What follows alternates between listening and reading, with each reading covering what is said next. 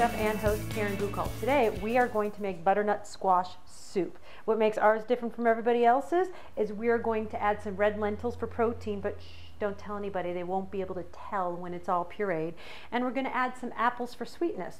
You can check the November 1st, 2012 blog to find out which apples are good to use for baking and cooking.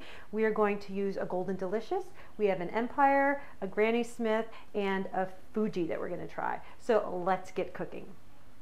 First, we're going to cut our butternut squash into cubes, 1-inch cubes, so then we can roast it in the oven. It gives it a much better flavor than just boiling the butternut squash in the soup. The more surface area you give something when you roast it, the sweeter and more caramelized each individual piece gets.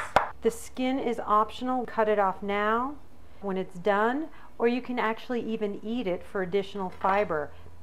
Your choice. And then we're going to chop up our apples. Well, it's not menu. I know everyone was shocked when I did it. Sit.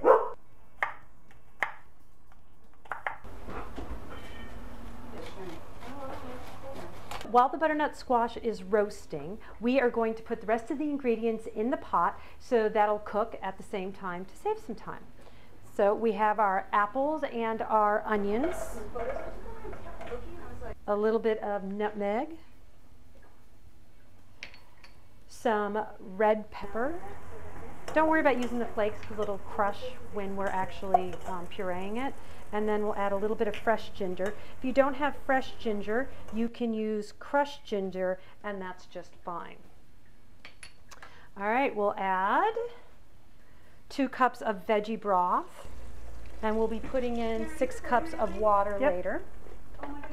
And then we are going to put in those red lentils we were talking about, so it will give a little bit of protein to the dish. Give it a stir.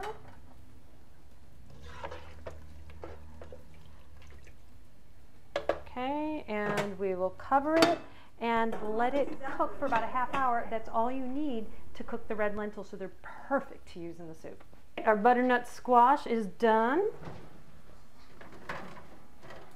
Taken out of the oven, and what we'll do is now add the rest of it to the soup,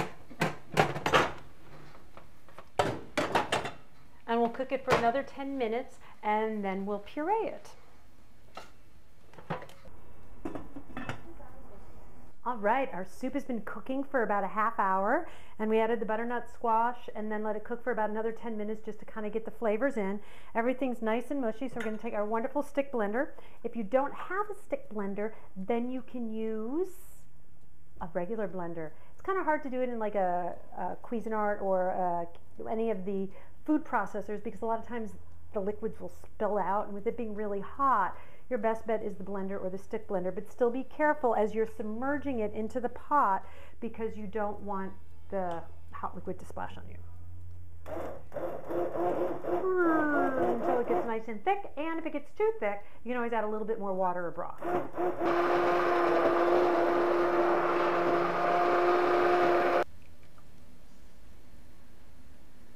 You can top it with a little extra nutmeg, just sprinkle it on the top for a little light garnish. You can put some extra ginger on there, and serving it with some nice ciabatta bread is super yummy. It'll be great for dipping. Our butternut squash soup is all pureed. Let's give it a taste. Nutty, creamy, sweet, and spicy all in one dish. That's vegetarian.